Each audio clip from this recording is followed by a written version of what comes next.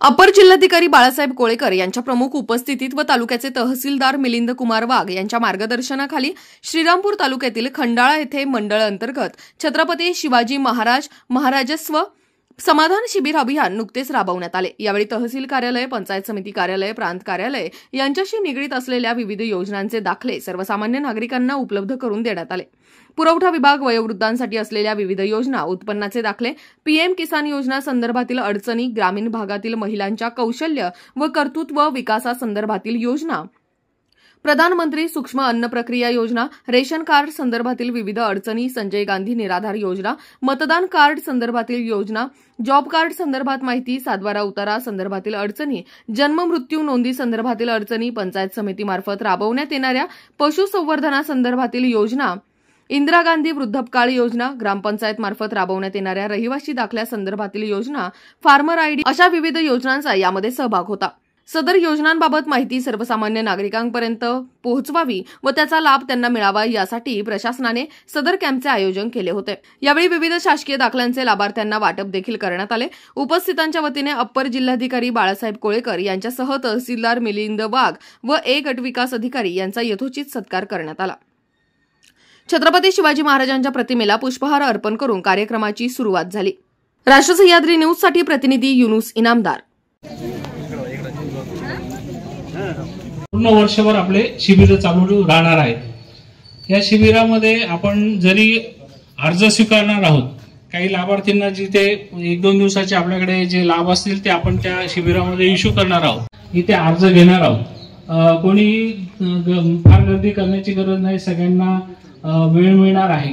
तर आपण आपले जे प्रॉब्लेम्स असतील, जे आमच्याकडनं लगेच सॉल्व्ह होऊ शकतील, अशा आपण लगेच इथे घेणार आहोत। जरी काही प्रॉब्लेम असतील, काही ज्यांचे दाखले उपलब्ध नसतील, त्यांचे आपण त्याला पर्याय कसे आपल्याला उपलब्ध करून देता येतील आणि त्याला प्रत्येकाला घरापर्यंत कसा लाभ देता येईल हे आपण इथे चेक करणार आहोत। हे नुसतं महसूलचा कार्यक्रम नाहीये, हे समाधान योजना जे आहे ते सर्व विभागाचे जे अधिकारी आहेत ते पण याच्यात सामील झालेले आहेत। याच्यामध्ये कृषी विभाग असेल किंवा पंचायत समिती असेल, ग्रामसेवक मॅडम असेल किंवा आम्ही सगळे याचा आढावा घेतोय। पण हे सगळं करतो, यंत्रणा प्रामाणिकपणे काम करताय, तुम्हीही करताय, पण जो गॅप आपल्याला मिळवायला पाहिजे की आज आपण इथं असताना इथल्या गावातले लाभार्थी लाभाशिवाय राहणार नाहीत ही वस्तुस्थिती आहे। त्याच्यासाठी आपण काय करणार हा खरा प्रश्न आहे। म्हणून हे लाभार्थ्यांना आपण काय करणार, त्याच्यासाठी आपल्याला काय नियोजन करायला लागेल, जेणेकरून आपण एकदा येऊन गेल्यानंतर जेवढी होण्यासारखे तेवढे सगळे तरी काम म्हणजे काय बेसिकली लोकांना लाभ देणं ह्याच्यावरच जास्त आपला आहे। बाकी ठीक आहे, महसूल विभागाचे काय रेकॉर्डची कामं असतील, भूमी अभिलेखचे असतील, तेही होतील याच्यामध्ये, परंतु योजनांचे लाभ पोहोचवणं म्हणजे अनेक कृषी विभागाचे तुम्हाला सांगायला लागले तर ते अख्खा दिवसभर सांगतील, एवढ्या योजना कृषी विभागाच्या आहेत। कुठलाही विभाग घ्या तुम्ही, आणि याच्यामध्ये इव्हन अजूनही काही अडचणी असतील तर प्रशासकीय जे काही सुधारणा आहेत त्याचं एक मोठं पर्व सध्या सुरू आहे।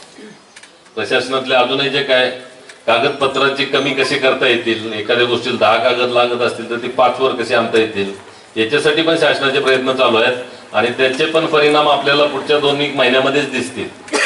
त्यामुळे ते पण प्रशासकीय सुधारणा हा एक अतिशय महत्वाचा त्याचा विषय शासन पातळीवरती सुरू आहे, जेणेकरून तुमच्या आणि आमच्यामध्ये जे अजूनही अडथळे कागदपत्राचे असतील तर ते दूर करायचा विषय त्याच्यामध्ये आहे। आणि प्रशासन आणि सगळे आपले नागरिक जनता ही एक जीवानं आणि एका पावलानं पुढे कसे जातील तर त्याच्यासाठी प्रयत्न चालू आहे। अशाच ताज्या आणि महत्त्वपूर्ण घडामोडींसाठी पाहत रहा राष्ट्र सह्याद्री न्यूज। राष्ट्र सह्याद्री न्यूजला लाईक करा, शेअर करा आणि सबस्क्राईब करा।